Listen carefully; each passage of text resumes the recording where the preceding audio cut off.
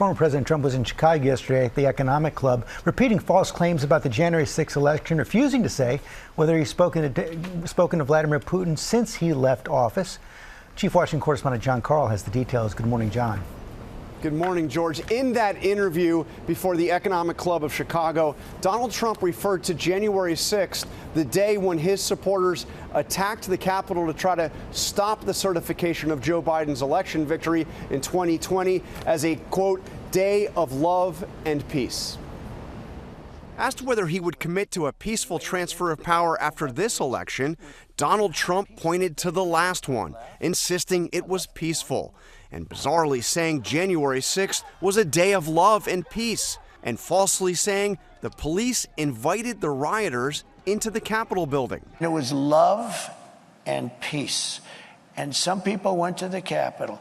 And a lot of strange things happened there. A lot of strange things with people being waved into the Capitol by police, with people screaming, go in, that never got into trouble. The reality, nearly 500 people have been charged with assaulting police officers on January 6th, nearly half of them pleading guilty or being convicted at trial. The former president also defended his plan to impose new tariffs on products imported into the United States. That is going to push up the cost for all those people who want to buy foreign goods. No. What's going that is to just happen? Simple mathematics, President Trump. It's not.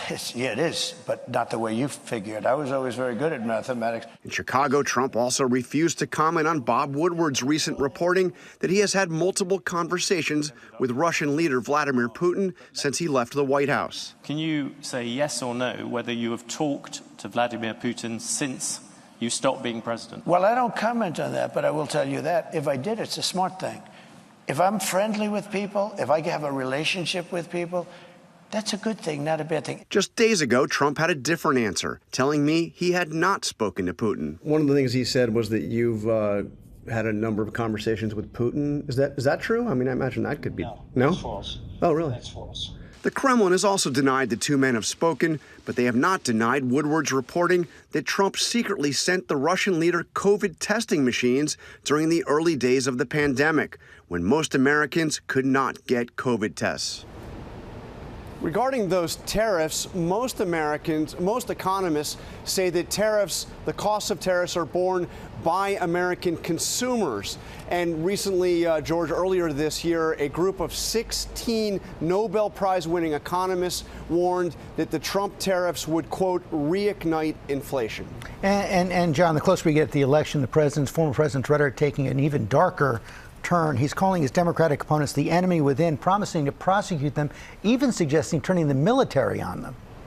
Yeah, he's actually said this several times over the last few days, including a town hall in Georgia just yesterday. I want to read you what he said about this enemy within, which he says is worse than criminals illegally crossing the border, worse than China, worse than Russia. He says, we have China, we have Russia, we have all these countries. If you have a smart president, they can be handled. The more difficult are, the Pelosi's.